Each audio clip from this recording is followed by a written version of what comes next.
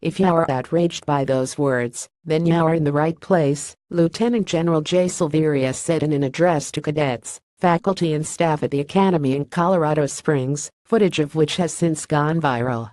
You should be outraged, not only as an airman, but as a human being, the academy's superintendent said. 5 African American students at the academy's preparatory school found racist comments on dormitory message boards earlier this week. One posted an image on Facebook showing a whiteboard with "Go home, nigger" written on it, and parents then alerted faculty.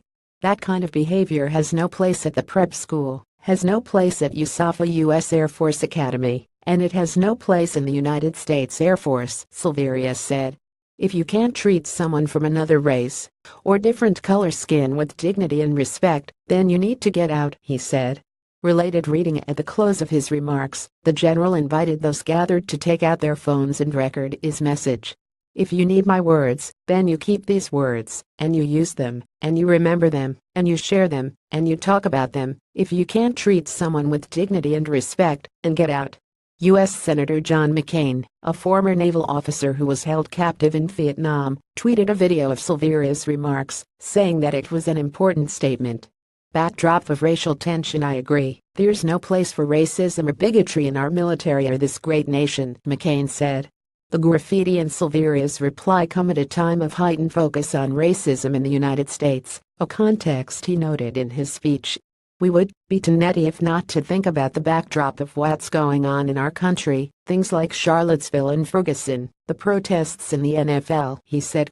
In mid-August, top military officers offered strong condemnation of racism after a violent neo-Nazi and white supremacist rally over the removal of a Confederate statue in Charlottesville, Virginia.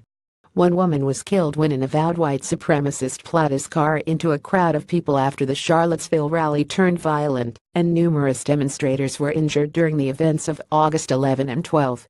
The response of senior officers was in contrast to that of President Donald Trump, who suggested there was blame on both sides, and that there were very fine people among the white supremacist protesters, remarks that were widely criticized. There have been heightened calls for the removal of other Confederate statues in the wake of the violence.